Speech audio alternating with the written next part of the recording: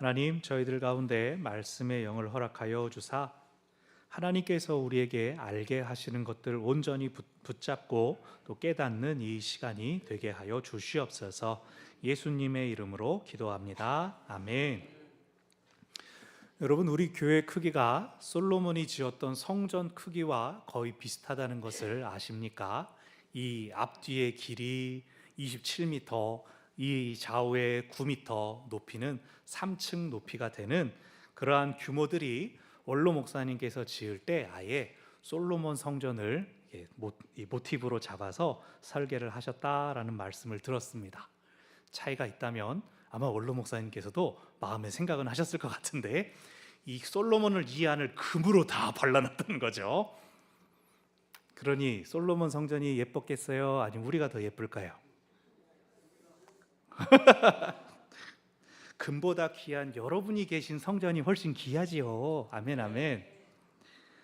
무엇보다 솔로몬은 자신이 지어놓은 그 성전 지성소에도 자신은 들어갈 수가 없었습니다.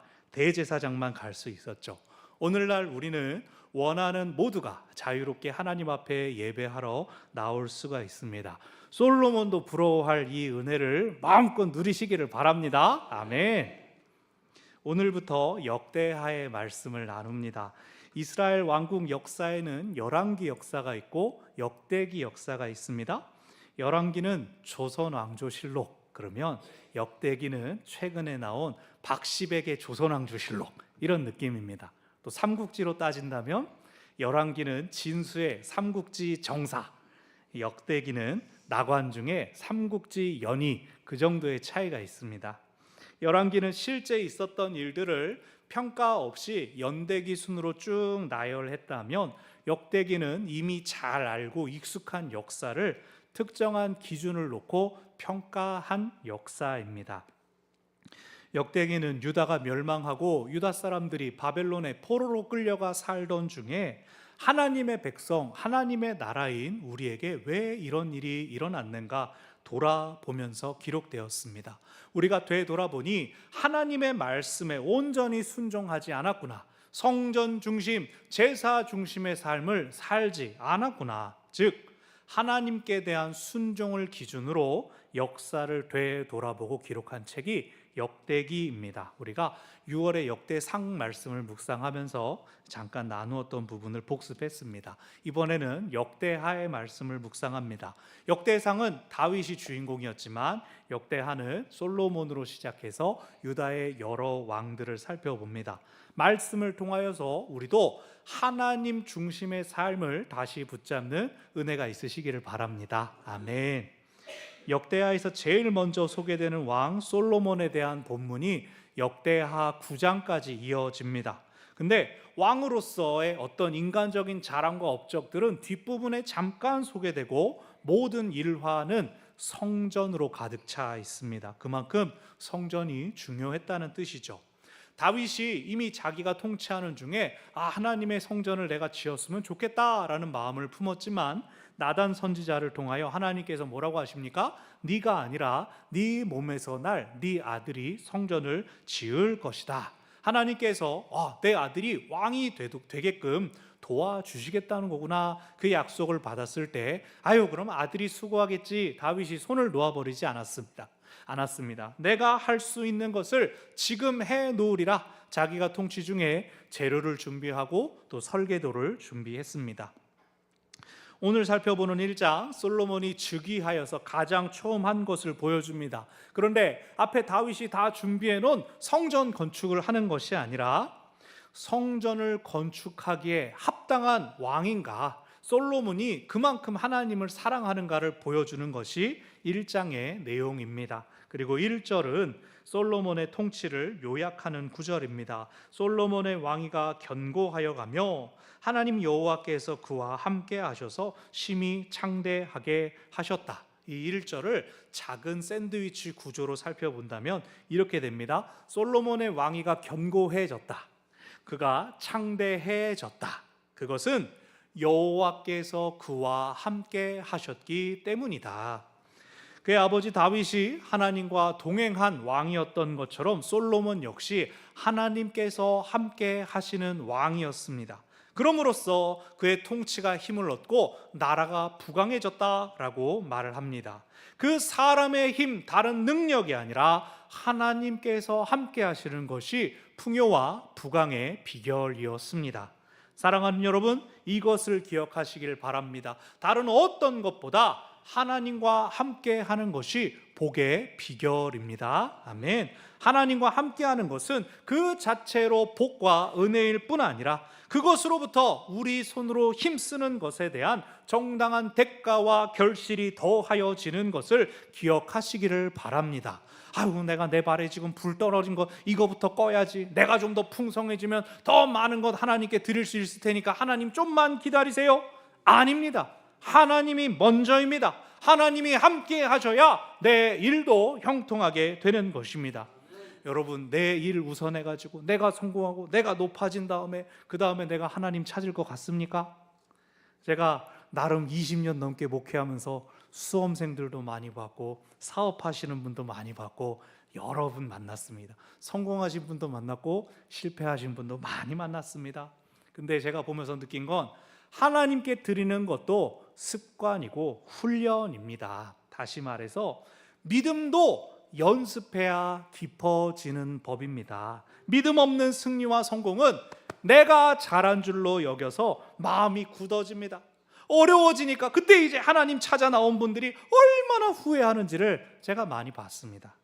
다 잃고 회복조차 어려워졌을 때 그때 가서 예배라도 드릴 수 있어서 복입니다 그러기라도 하는데, 예배밖에 남지 않았을 때 그것 가지고 울면서 만족하지 마시고 먼저 하나님과 함께하는 그 기쁨을 누리고 깨달으시고 그 다음에 하나님의 도우심으로 더 큰 기쁨과 만족을 누리시기를 바랍니다.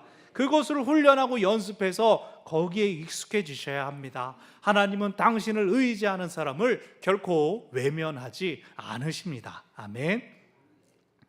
이렇게 하나님께서 함께 하시는 것이 복의 비결인 줄 알았던 솔로몬은 왕이 되자 제일 먼저 백성의 지도자들을 소집합니다. 그리고 3절 그들과 함께 성막이 있는 기브온 산당으로 올라갔습니다.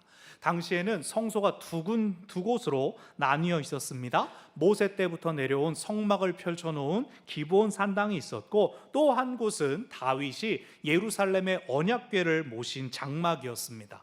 언약궤가 하나님의 임재를 상징하기 때문에 왕이 무언가 하나님께 여쭐 것이 있으면 언약궤 앞으로 나아갔습니다. 그러나 제사는 성막에서 드리는 것이기에 솔로몬은 지도자들을 데리고 성막으로 갔습니다. 그리고 성막에는 모세 때부터 내려온 제단이 있었죠.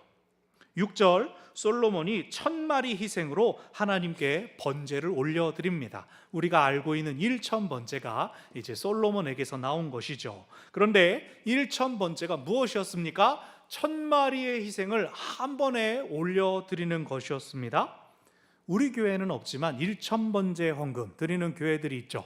여러 번 몇 번 참여하셨다, 몇 번 마치셨다 그러면 이제 주보에 이름이 올라가기도 하고, 이름도 알겠고 그 뜻도 알겠는데 여기 솔로몬이 드린 것과는 사실 전혀 다른 것입니다. 이 1000번제는 지금 당장 드릴 수 있는 최고의 헌신과 정성을 하나님께 올려드리는 것입니다. 뭐 이게 할부와 일시불 그 정도의 차이가 아닙니다. 내가 다른 것 이거 있으면 다른 것 할 수 있지만 그 모든 여력을 끌어모아서 하나님께 바칩니다 라고 하는 뜻입니다. 직분을 임직받을 때 작정 헌금 드리는 것을 구시대적인 것으로 보는 시선도 있지만, 복잡해진 현대인의 의식 구조나 삶의 양식을 이해하는 것만큼이나 현대인에게 가장 확실하게 드러나는 헌신의 지표가 무엇입니까? 물질 그리고 시간입니다. 그래서 11조 생활 주일 성수 해왔는지 기본적으로 확인하고 또 세워지면서의 헌신을 확인하는 겁니다. 하나님이 세우시려면 준비시켜 주시고 하나님께서 세워주신 사람은 또한 채워주십니다. 하나님을 기대하고 신뢰하며 드리는 우리 모두가 되기를 바랍니다. 아멘. 이렇게 지도자들을 모아서 하나님께 제사 드림으로 통치를 시작한 솔로몬에게 그 밤 예배드린 그 밤 하나님께서 나타나셔서 무엇을 원하느냐? 네가 구하는 것을 내가 주겠다 하십니다. 10절 솔로몬의 대답은 지혜와 지식을 주사 이 백성 앞에 출입하게 하소서였습니다. 열왕기 상에서는 이것을 듣는 마음을 주소서라고 했습니다. 솔로몬의 이 간구를 들은 하나님이 기뻐하셨습니다. 왜냐하면 이것이 바로 하나님께서 다윗을 통해 주셨던 은혜의 연장선상에 있는 것이기 때문입니다. 그 10절 앞에 8절과 9절을 보면 먼저 8절 솔로몬이 고백합니다. 다윗에게 하신 언약대로 내가 왕이 되었습니다. 9절 주께서 나를 많은 백성의 왕으로 삼으셨습니다. 솔로몬은 내가 왕이 된 것은 하나님께서 시켜주신 것입니다 라고 고백합니다. 그렇기에 솔로몬이 가장 필요한 것, 솔로몬이 가장 원하는 것은 나를 왕으로 세우신 하나님이 무엇을 원하시는가입니다. 즉 솔로몬의 간구는 자신을 위한 것이 아니라 하나님을 위한 것입니다. 내가 하나님의 사명을 더 잘 감당하게 해 주십시오. 이것을 기뻐하셨습니다. 그래서 11절 하나님께서 말씀하십니다. 내가 다스리게 한 내 백성을 재판하기 위한 지혜와 지식을 네가 구하였구나. 12절 그러므로 지혜와 지식을 주고 부와 재물과 영광도 다 주겠다. 13절 비로소 솔로몬이 예루살렘으로 돌아와서 이스라엘을 다스렸다. 통치가 시작되었습니다. 14절부터 17절은 하나님이 그럼 솔로몬에게 하신 약속을 어떻게 이루셨는지를 요약적으로 보여줍니다. 이스라엘은 병거와 마병을 많이 사 모았으며 또 그것을 주변 국가에 팔아서 이익을 남겼습니다. 은, 금, 백향목이 흔해 빠질 정도로 넘쳐 흐를 정도로 부강해졌습니다.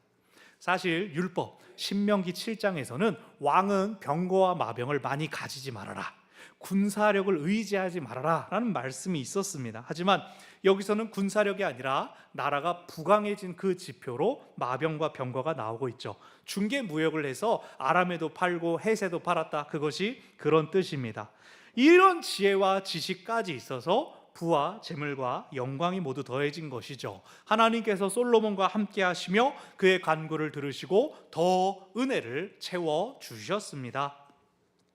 한 나라의 통치를 시작하면서 솔로몬은 하나님께 나아갔습니다. 그가 하나님 앞에 지혜를 구했을 때 그것이 하나님을 위한 것이었기에 하나님은 그에게 지혜뿐만 아니라 그것을 실행할 수 있는 필요한 모든 것들을 더하여 주셨습니다. 우리도 날마다 새로운 하루를 맞이하여 시작합니다. 또 같은 일이라도 새로운 마음으로 일에 임할 때가 있습니다. 오늘날 우리가 구할 지혜는 무엇일까요? 오늘 본문을 통해 세 가지를 기억하시기를 바랍니다. 첫째, 하나님과 함께 하기를 늘 힘쓰시기 바랍니다. 하나님과 함께 하는 것은 늘 하나님을 의식하며 사는 것입니다. 무엇을 말하든지 무엇을 행하든지 하나님이 바로 옆에 계신다고 생각해 보세요. 내가 함부로 말할 수 있습니까? 내가 함부로 행동할 수가 있겠습니까? 우스개로 교회에서 은혜가 가장 많이 떨어져 있는 곳은 주차장이라고 합니다. 예배 잘 드리고 은혜 받은 다음에 차 빼다가 아이! 이러면서 은혜가 후두두두두두 떨어져 있다는 거죠. 감사하게도 우리 교회 이제 배려가 몸에 배어 있으니까 별로 해당이 안 되지만요. 오늘 말씀에서 시작부터 솔로몬이 잘 된 것은 하나님이 함께 하심이었다라고 나왔습니다. 1장 전체의 내용도 솔로몬이 통치를 시작하면서 먼저 하나님 앞에 나아가 제사를 드렸다라고 합니다. 우리나라도 대통령을 비롯한 당 대표니 국무총리니 이런 사람들이 처음 어디를 가느냐, 처음 누구를 만나느냐가 뉴스가 되지 않습니까? 그의 첫 행보가 그의 관심을 반영한다는 것이죠. 솔로몬은 즉위하자마자 하나님 앞에 나아가 제사 드렸습니다. 솔로몬의 관심은 무엇이었습니까? 하나님이었습니다. 그의 아버지 다윗이 늘 하나님을 예배하기를 힘썼기 때문에 솔로몬도 내가 하나님과 함께 있어야지 생각했고 왕이 되자마자 모든 지도자들과 함께 예배의 자리로 나아갔습니다. 역대기에서는 다루지 않지만 열왕기 역사에서 솔로몬이 몰락하게 된 이유를 무엇라고 말합니까?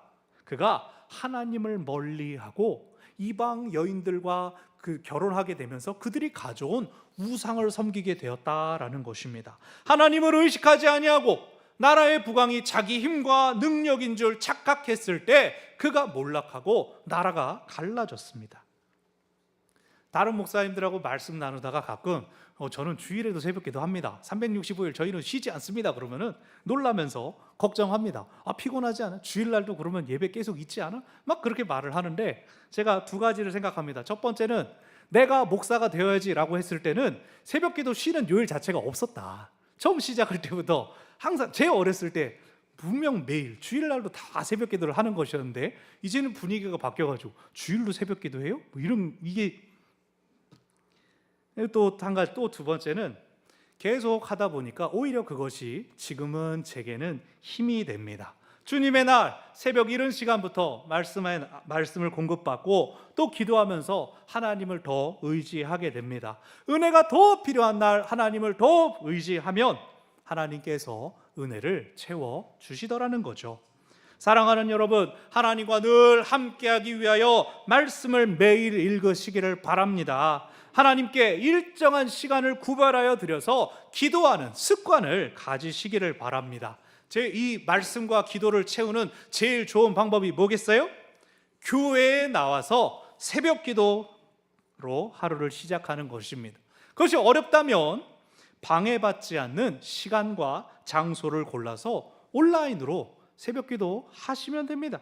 매일 한 장의 말씀을 간단하게 나누고 기도는 여러분이 원하시는 대로 음악 들리는 대로 얼마든지 하실 수가 있죠. 나의 의지로 노력해야 합니다. 내가 하나님을 가까이 하려고 의식해야 합니다. 그럴 때 우리는 우리와 함께 하기를 우리보다 먼저 원하셨던 하나님을 만나게 될 것입니다. 아멘. 두 번째로 기억할 것은 하나님의 은혜가 나의 헌신보다 먼저 있었음을 기억하시기를 바랍니다. 아멘. 은혜가 헌신 이전에 있었습니다. 여러분 잘 아시는 이야기입니다. 어느 초등학생이 집안일을 돕다가 이거 내가 너무 거저 나의 노동력을 제공하는 것은 아닐까 하는 생각이 들어서 내가 이제부터는 그냥 집안일을 하지 않을 거야. 나의 일에 대한 정당한 대가를 받아야겠어. 투쟁! 그러면서 신발장 정리 1,000원, 빨래 개기 1,000원, 재활용 분리수거 이거는 2,000원. 그래가지고 자신이 일주일 동안 했던 집안일의 목록을 적고 그에 상응하는 금액을 쭉쭉쭉쭉 적어서 이번 주 얼마 쓴 다음에 엄마 청구서를 소위 드린 것이죠. 이걸 주지 않으면 난 앞으로 집안일을 하지 않을 거예요. 그러면서 이제 협상에 나름 들어간 것이죠. 엄마가 청구서를 쭉 읽어보고 웃으면서 말합니다. 엄마가 어제 저녁에 사서 구워준 소고기도 이것보단 비싸단다. 아이가 깜짝 놀랐습니다. 그러네. 그 말을 듣고 보니 그러네. 내가 먹으면서 돈 낸 적도 없고 내가 입고 있는 옷, 내가 자는 이 집 한 번도 나는 돈을 치른 적도 없고 달라고 한 적이 없네. 그런데 그 아이를 향하여 당황한 아이, 얼굴이 빨개진 아이를 향하여 엄마가 말합니다. 하지만 네가 집안일을 도와준 것이 너무나 고맙구나. 앞으로는 네가 말하는 대로 너에게 용돈을 주마. 아이는 내가 헌신했지 않느냐, 보상을 달라 은혜를 구했습니다. 엄마가 깨닫게 했습니다. 네가 헌신하기 이전에 너에게 계속해서 베풀어진 은혜가 있었단다. 하지만 너의 헌신도 인정하여서 은혜를 더 주겠다. 이제 아이는 밥을 먹을 때, 입고 자는 것, 그 모든 것들이 이미 베풀어지고 누리고 있던 은혜임을 기억할 것입니다. 아주 그에 비하면 자기가 하는 걸 수고라고 헌신이라고 말하기도 아주 어렵지만 그거라도 기꺼운 마음으로 집안일을 도울 것이고, 또 엄마는 작은 일이지만 아이가 노력하는 것을 보니 용돈을 줘서 아이가 더 고마움을 느끼게 될 것입니다. 우리의 예배와 헌신이 있기 전에 하나님의 은혜가 먼저 있었습니다. 모든 사람을 향하여 베풀어진 그 은혜의 이름은 생명입니다. 그리스도인은 하나님이 은혜의 선물을 주셨습니다 라고 고백하는 사람들입니다. 우리가 무엇으로 하나님 앞에 청구서를 내밀 수가 있겠습니까? 우리는 우리는 무익한 종입니다 라고 고백하며 할 수 있는 대로 주의 일을 힘써 섬길 뿐입니다. 그리고 하나님은 주의 일을 감당하는 자들에게 또 은혜를 주시는 분이십니다. 솔로몬은 그것을 기억했습니다. 자기가 왕이 된 것이 하나님의 은혜임을 알았습니다. 그러므로 하나님께서 네가 무엇을 원하느냐 물으셨을 때 그는 자기의 소원이 아니라 하나님의 뜻을 이루는 방법, 하나님의 소원을 여쭈었습니다. 그랬을 때 하나님 더 기뻐하시고 더 큰 은혜를 베풀어 주셨습니다. 그러므로 우리도 하나님의 은혜를 기억하여서 하나님께 청구서를 드리는 것이 아니라 감사함으로 주님께 사랑의 빚을 청산하는 삶을 사시기를 바랍니다. 아멘. 마지막으로 기억할 것은 하나님의 사명을 이뤄가는 삶을 사시기를 바랍니다. 우리에게는 하나님께서 두신 뜻과 목적이 있습니다. 하나님과 함께 하려는 사람, 하나님의 은혜를 기억하는 사람은 하나님의 사명을 이뤄가기를 힘쓰는 사람이 됩니다. 지난 주간에 여전도의 연합회 모임을 갔다가 이제 목사님들끼리 말씀 나눌 시간이 있었습니다. 그런데 거기서 한 이야기가 나왔습니다. 전에 어느 목사님이 노회장 선거에 출마를 했는데 당회원들은 반대를 했다는 거예요. 교회에서는 장로님들은 목사님 다음에 나가시죠 그랬는데 목사님 아니다고 지금 나가야 된다고 그랬다가 떨어졌다는 겁니다. 가장 힘이 되어주셔야 될 장로님들이 반대로 낙선 운동을 해버리신 거죠. 근데 그 얘기를 들으니까 제가 예전에 알던 목사님이 생각나는 겁니다. 그분은 이제 반대의 경우였습니다. 그분이 섬기는 교회에서 우리 교회 담임 목사님은 대대로 총회장이 되었습니다. 목사님도 총회장 선거에 출마하십시오. 그래가지고 나갔는데 떨어졌어요. 그러니 한동안 목사님도 상처를 받고 교인들도 이렇게 장로님들이 막 이러고 있다가 두 번째 때는 이제 당선이 돼가지고 교회 전통은 이어져 갔지만 두 가지 경우 모두 그 비용과 그 시간이 하나님 나라의 덕이 되었을까요? 사람의 뜻, 사람의 사명에 이끌리면 갈등이 생기고 상처를 받습니다. 그거 쉽게 낫지 않습니다. 막 볼 때마다 막 속에서 불이 나고 화가 차오르고 그럽니다. 그러나 하나님의 사명에 이끌리면 갈등과 상처가 생겨도 하나님이 책임져 주십니다. 하나님이 책임지고 고쳐주시면 상처가 별이 되어서 더 성장하고 더 성숙하게 됩니다. 위대한 왕 다윗이 세상을 떠나고 솔로몬이 왕이 되는 과정 결코 순탄하지 않았습니다. 열왕기에 의하면 다윗이 솔로몬 왕으로 삼아야겠다 생각했을 때 형 아도니아가 반역을 꾀하기 시작합니다. 솔로몬의 형 아도니아가 아니 지금 솔로몬 형도 있는데 왜 그러면서 자기 편을 포섭하는데 제사장이었던 아비아달 그리고 다윗의 충성된 장군이었던 요압도 자기 편으로 포섭해서 반역을 저지를 준비를 했습니다. 다행히 나단 선지자와 어머니 밧세바가 조치를 빨리 취해서 이 역모를 사전에 막을 수가 있었죠. 어려움을 뚫고 솔로몬이 왕이 되었습니다. 왕실 내부 사정도 그랬는데 이스라엘을 둘러싼 국가들은 어땠겠습니까? 아버지 다윗의 강력한 힘 때문에 조공을 바치던 나라들이 저 솔로몬 왕이 되면 우리가 좀 독립할 수 있지 않을까? 여러 생각들을 품지 않았겠습니까? 그런 상황에서 솔로몬이 왕이 돼서 가장 먼저 한 것이 무엇이었다고요? 하나님을 예배하는 자리에 제일 먼저 나갔습니다. 그리고 2장부터는 성전을 건축하는 역사를 시작했습니다. 그것을 위하여 두로 왕 후람과 교류하면서 무역 거래를 해냅니다. 병거와 마병에 대해서도 보이듯 솔로몬은 먼저 하나님의 일을 하고 그 다음에 사람의 일을 했습니다. 솔로몬은 자신을 왕으로 세우신 하나님의 사명에 집중해서 그것을 우선했습니다. 세상의 일, 사람의 일, 그것들은 하나님의 사명을 위한 수단으로 활용했습니다.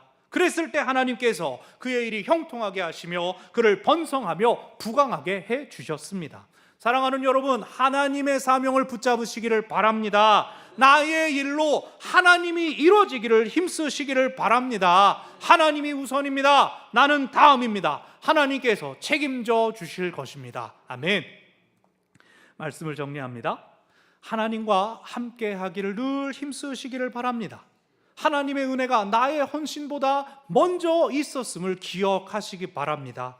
하나님의 사명을 이뤄가는 삶을 사시기를 바랍니다. 무엇을 하든지 하나님이 우선임을 잊지 않는 그렇게 함으로써 주가 쓰시는 우리 모두가 되기를 바랍니다. 아멘. 기도하겠습니다. 감사하신 하나님, 우리가 무엇을 하든지 무슨 일을 만나든지 우리를 세우신 하나님을 기억하며 하나님께서 원하시는 바를 쫓아가는, 먼저 하나님의 일을 행하는 저희들 되게 하여 주시옵소서. 우리는 약한 인간이기에 당장 우리를 붙잡고 있는 상황들, 우리 눈에 가까운 것들, 그것들에 먼저 우리의 마음이 쏠리곤 하지만 하나님은 하나님을 전적으로 의지하는 자, 하나님을 의식하며 하나님께 여쭙는 자를 포기하지 않으시고 내버리지 않으시고 외면하지 않으십니다. 하나님께서 우리를 책임져 주시며 하나님의 일에 힘쓰는 우리들에게 필요한 것들을 더하여 주시는 그 은혜, 우리가 깨달아 알기를 원합니다. 믿음의 도전을 담대히 싸워 나가는 저희들 되게 하여 주시옵소서. 하나님을 우선으로 할 때 하나님께서 그 나머지를 책임져 주시고 또한 인도하여 주시는 그 은혜 만나고 경험함으로써 우리의 헌신 이전에 있었던 은혜를 깨닫고 또 더 은혜 받는 우리들 모두가 삶이 되게 하여 주시옵소서. 하나님의 선하시고 능하신 역사 우리를 통해 이루실 것을 믿으며 주님 더욱 의지하는 저희들 되게 하여 주시옵소서. 예수님의 이름으로 기도합니다. 아멘. 말씀을 기억하며 찬송가 327장 함께 부르고 마지막 절에 봉헌 드립니다.